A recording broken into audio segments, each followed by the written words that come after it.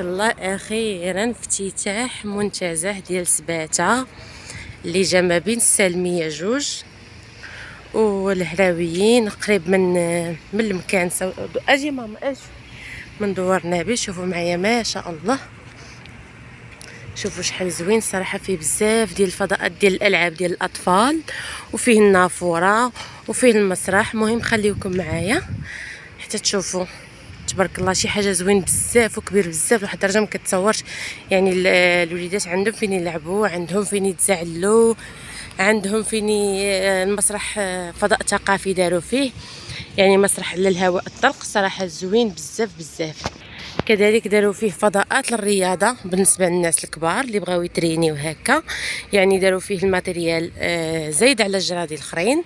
صراحه شي حاجه زوينه. انا غنصور لكم غير يمشيو الناس من تما كيف كتشوفوا. صافي ها هما الناس كيترينيو هنايا. صراحه الجو زوين بزاف، الدنيا رائعه لواحد الدرجه ما كتصورش.